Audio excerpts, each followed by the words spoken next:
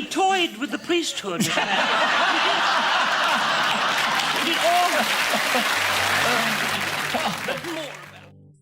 No one ever imagined that behind the oversized glasses, the bouffant lavender wig, and the shrill laugh of Dame Edna Everage, there was a man who once tried to drink himself to death in a Melbourne hotel room. He made millions laugh, yet confessed he never really enjoyed the sound of laughter. He called it a strange echo in a room I never belonged to. Before he died, Barry Humphries left behind a handwritten letter, never released to the public, where he reportedly detailed the loneliest secret of his life. Some say it had nothing to do with comedy, fame, or Dame Edna at all, but with a face he could never show the world. For decades, Dame Edna was Australia's most fabulous export. But what if the man behind her was quietly mocking everything she stood for? His biting satire was celebrated as genius in London and New York, yet accused of cruelty in his own country. He gave a voice to the flamboyant, the outrageous, and the queer, but in real life held views that shocked even his closest friends. He created characters larger than life, yet struggled to make peace with his own. Hidden behind layers of mascara and mockery was a man tormented by identity, addiction, broken marriages, and a lifelong battle with what he once described as an incurable discomfort with reality. This is not the story of Dame Edna Everage. This is the story of Barry Humphries, a brilliant, bizarre, and deeply divided soul whose real life was stranger, darker, and far more tragic than the sparkling stage persona he wore like armor. And once you see who he really was, you might never laugh at Dame Edna the same way again. Barry Humphries was not just a comedian, he was a cultural contradiction wrapped in satin gloves and savage wit. Born in Melbourne in 1934, his early years were steeped in suburban normalcy. But even as a child, he displayed what he later called an unnatural urge to perform other lives. That urge would eventually fracture his own. In the 1950s, while Australia clung to British manners and conservative ideals, Barry began to rebel, first in university theater, then in small stages where he created bizarre theatrical personas. But none would prove as enduring or deceptive as Dame Edna Everage, a gaudy, sharp-tongued housewife from Moonee Ponds who somehow became an international superstar.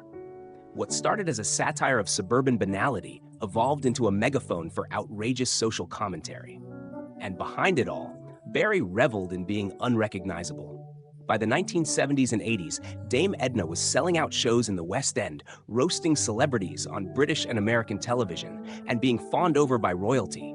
Audiences adored her. They called Barry a genius.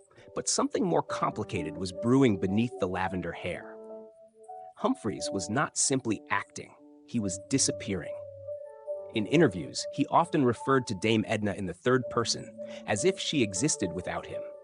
He claimed she took over during performances, and that he, Barry, merely left the room. This psychological detachment hinted at something deeper, a fractured sense of identity that many believe he never fully resolved. And while Edna delighted in mocking political correctness, Barry's own views grew increasingly controversial. He openly criticized gender fluidity, dismissed modern feminism, and derided the so-called woke movement. These statements alienated many of his fans, and even led to the Melbourne Comedy Festival removing his name from an award he helped inspire. Still, his legacy endured. Why? Because Barry wasn't merely a provocateur. He was a mirror, a deeply warped, painfully honest mirror held up to Australia and the world. His characters reflected the absurdities he saw around him, but also concealed the chaos within. As we peel back the glittering layers of Dame Edna's spectacle, what emerges is not just an artist in disguise, but a man at war with his own reflection. The real scandal of Barry Humphries isn't just what he said, but who he may have truly been underneath it all. And what you're about to discover will change the way you think about satire, fame, and the strange cost of becoming someone else. Barry Humphries' journey into theatrical immortality began not with laughter, but with alienation. As a young boy in Melbourne, he hated sports, hated small talk, and found refuge in books, surrealism, and staging elaborate pranks, like pretending to drown in public or walking into shops with a bandaged mannequin arm. From the start, he was not trying to be funny. He was trying to escape. In the 1950s, his distaste for suburban normality found its first theatrical expression at the University of Melbourne. There, he helped reinvent student theater by mixing absurdism, satire, and biting social critique. But Melbourne felt too small. Like many ambitious Australians of his generation, he looked to London, not just for a career, but for reinvention.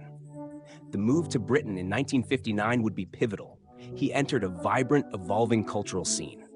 He worked with future Monty Python stars and befriended playwrights like Alan Bennett.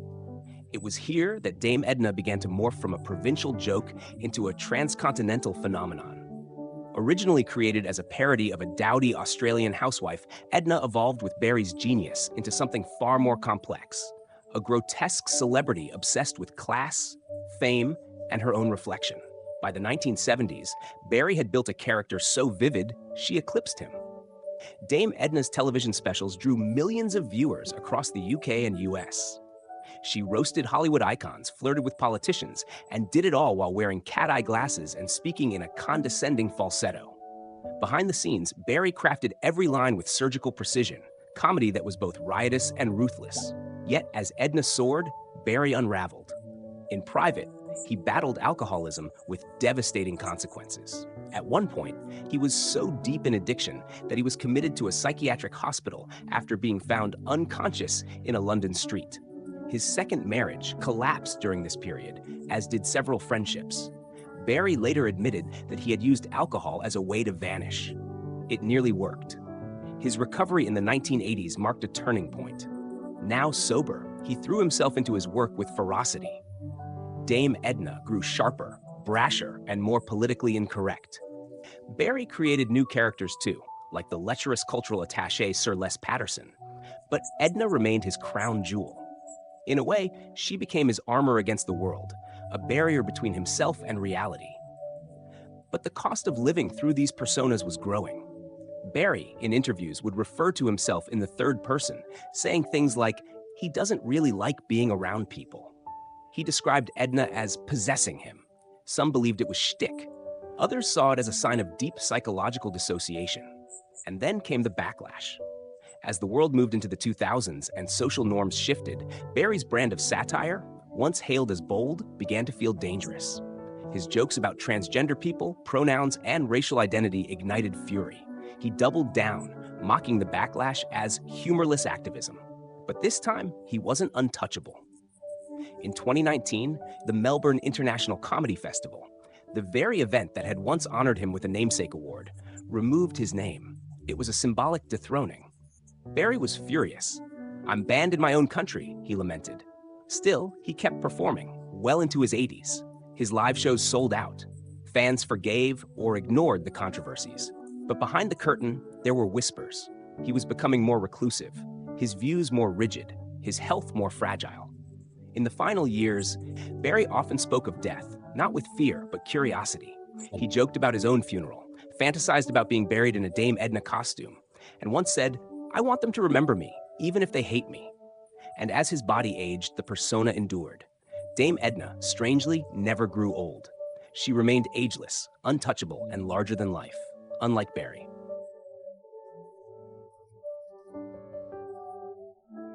In public, Barry Humphries wore satin capes and delivered razor-sharp monologues through characters that danced on the edge of offensive brilliance. In private, he was a man quietly drowning in contradictions he could never resolve. Behind the wit and the wigs lay a broken history of 4 marriages, each collapsing under the weight of emotional distance. His children often described their father as more of an idea than a presence, a man they admired but never truly understood. His daughter, Tessa, once revealed in an interview that Dame Edna felt more familiar to her than Barry did. He used the characters to keep people at arm's length, she said, even his family.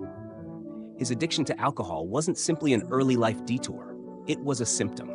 In his autobiography, More Please, Barry admitted that he never felt real unless he was performing. "Life," he wrote, "is too dull, too bare, unless I can step out of it and become someone else." This wasn't performance. This was escape.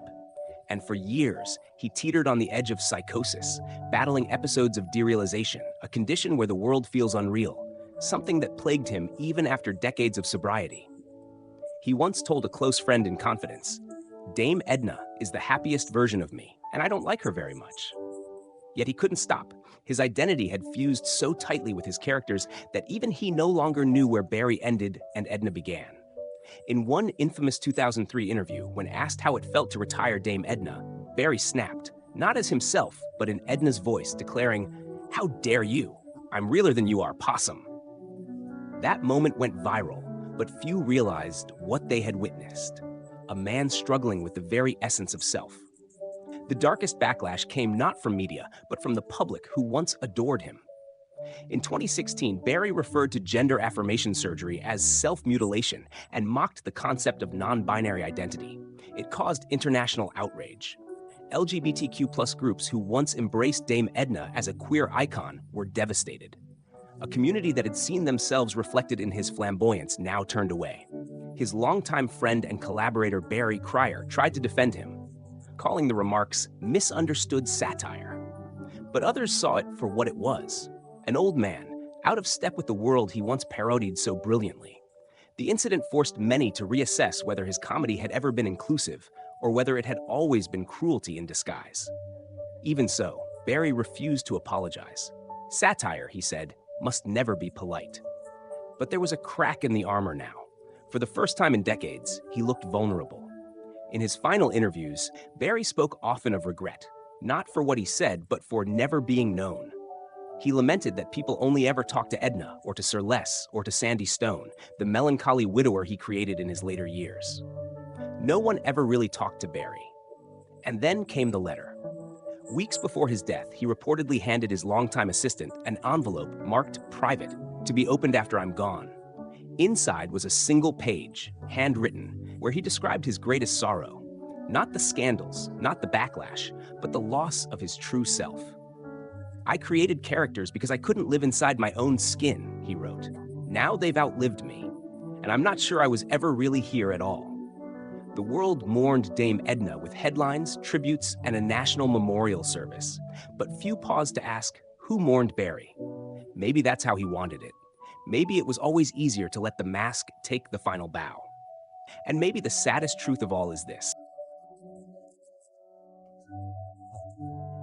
At Aussie Uncovered, we believe that Barry Humphries was not merely a comedian, nor just a provocateur. He was a mirror polished with irony, trauma, and theatrical brilliance. Few entertainers have shaped Australia's cultural voice with such sharpness and controversy, and fewer still have done so while hiding so thoroughly in plain sight. To understand Barry is to embrace contradiction. He was the architect of characters who mocked celebrity, fame, and identity, yet he himself sought all three. He despised modern sensitivity, yet created personas so sensitive and nuanced they resonated across generations. He loved language, loathed mediocrity, and never apologized for saying what others wouldn't. In a way, he wasn't just pushing boundaries, he was defining where the edges of culture were drawn. But can genius excuse cruelty? That's the uncomfortable question Barry forces us to ask. There's no denying that his words, particularly in later years, alienated many. His dismissive comments on gender identity and modern activism wounded communities that once celebrated Dame Edna as an icon of self-expression. To those audiences, it felt like betrayal. The irony is brutal. A man who created a drag persona embraced by queer fans held views that many in that same community found deeply offensive.